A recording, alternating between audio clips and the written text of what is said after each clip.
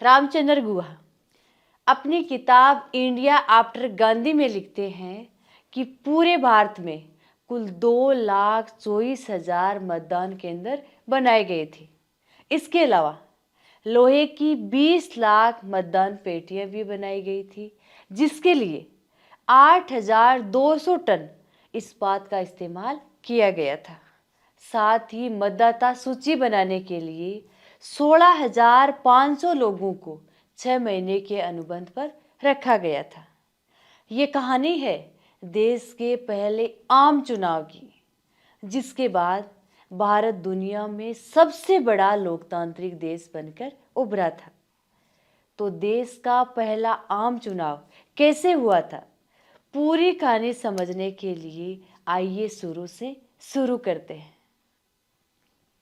15 अगस्त 1947 का वो दिन और उसकी पहली किरण, वो किरण जो भारतवर्ष के हजारों साल के दिल्ली सल्तनत, मुगलिया हुकूमत और अंग्रेजों के सालों साल की गुलामी को चीरकर देश के करोड़ों लोगों को एक नया उजाला दिया था। अब यहाँ नए भारत के सपनों के साथ जनता ने एक नई अंगड़ाई ली थी। लोगों की निगाहें विकास की ओर थी।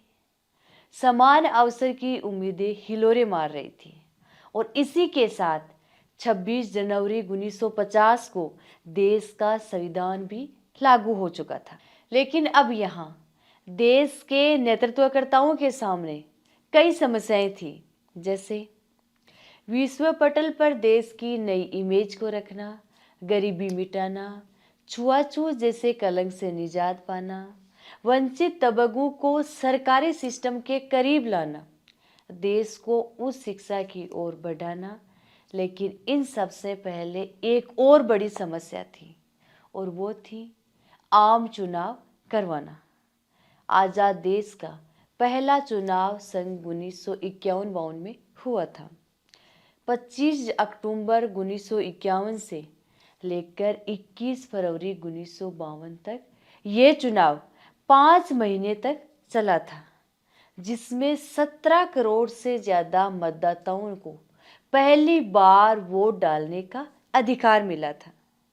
लोकतंत्र के इस पहले महाकुंभ में कुल 4500 सीटों पर चुनाव हुआ, जिसमें लोकसभा की 489 सीटें थी और वहीं बाकी विधानसभाओं की सीटें थी।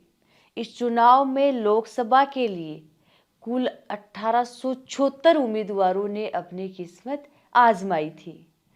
पहले आम चुनाव में 14 राष्ट्रीय पार्टी व 39 क्षेत्रीय पार्टी चुनावी मैदान में उतरी थी, जिसमें मुख्य थी कांग्रेस, भारतीय कम्युनिस्ट पार्टी, सोशलिस्ट पार्टी, किसान मजदूर प्रजा पार्टी, हिंदू महासभा और भारतीय जनसंघ।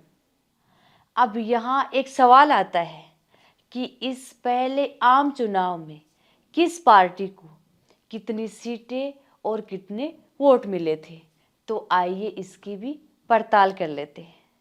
पहले आम चुनाव में सबसे ज़्यादा वोट 45% कांग्रेस को मिले थे और इसी वोट बैंक के साथ कुल 364 सीट जीतकर कांग्रेस ने प्रचंड बहुमत हासिल किया था। कांग्रेस के बाद 2 नंबर पर थी भारतीय कम्युनिस्ट पार्टी, जिसके खाते में 16 सीटें आई थी। वहीं सोशलिस्ट पार्टी को 12 सीट, किसान मजदूर प्रजा पार्टी को 9 और हिंदू महासभा को 4 सीटों पर जीत मिली थी। इस चुनाव में कांग्रेस सबसे बड़ी पार्टी उभर कर सामने आई, और हो भी क्यों ना, क्योंकि एक और कांग्रेस पार्टी की आज़ादी के आंदोलन में मुख्य भूमिका रही थी, तो वहीं जवाहरलाल नेहरू, लाल बहादुर शास्त्री, मौलाना आज़ाद जैसे देश के दिग्गज चेहरे भी कांग्रेस के पास थे। अब बम्पर जीत और उम्मीदों का बोझ लिए जवाहरलाल नेहरू देश के पहले निर्वाचित प्रधानमंत्री बने। लेकिन इस आम चुनाव के बारे में लिख दिया जाए या पढ़ लिया जाए, ये चुनाव इतना आसान भी नहीं था। इस चुनाव में चुनाव आयोग के सामने बहुत सारी समस्याएं आई और सबसे बड़ी समस्या तो ये थी कि ये पहला ही चुनाव था और सब कुछ पहली बार ही करना था।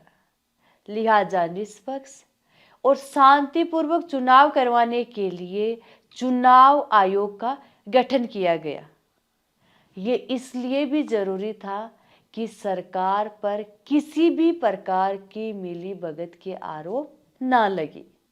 चुनाव आयोग के द्वारा करवाए गए देश के पहले आम चुनाव के दौरान या उससे पहले आने वाली कुछ महत्वपूर्ण समस्याओं पर एक नज़र।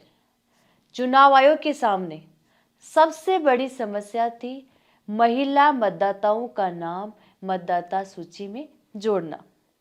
इसमें प्रॉब्लम ये थी कि उस समय महिलाओं को अपना नाम बताने में झिझक होती थी। वह अपने नाम को किसी की बेटी या फिर किसी की पत्नी के रूप में लिखना अधिक पसंद करती थी और यही वजह रही थी कि चुनाव आयोग द्वारा 80 लाख से अधिक महिलाओं का नाम मतदाता सूची से हटा दिया था। चुनाव आयोग के सामने एक समस्या ये भी थी कि उस समय देश की साक्षरता दर 16% थी। अधिकांश मतदाताओं को पढ़ना लिखना नहीं आता था, इसलिए सबसे बड़ा सवाल था कि मतदाता अपने उम्मीदवार को वोट कैसे करेंगे।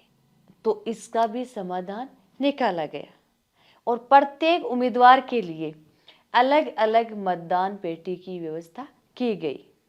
इस मतदान पेटियों का रंग भी अलग अलग रखा गया। साथ ही उम्मीदवार का नाम, चुनाव चिन्ह आदि सभी जरूरी चीजें इस पर अंकित की गई ताकि मतदाता आसानी के साथ अपने उम्मीदवार को वोट दे सके। चुनाव आयोग के सामने एक और बड़ी समस्या थी, वो थी देश के दुर्गम इलाकों में चुनाव करवाना, जैसे पहाड़ी इलाके या कुछ द्वीपों के समूह। इस चुनाव के दौरान मतपेटियों को इन दुर्गम इलाकों तक पहुंचाने के लिए कई नदियों पर खास तौर से पुलों का निर्माण करवाया गया था, तो कहीं सड़कों का निर्माण करवाया गया था। वहीं हिंद महासागर के कुछ द्वीपों में मतदाता सूची पहुंचाने के लिए नौसैनिक पोतों का भी इस्तेमाल किया गया था। ये थी देश के पहले आम चुनाव की कहानी। आपको कैसी लगी कमेंट करके बताइए। अगर अच्छी लगी तो शेयर कीजिए। जय हिंद।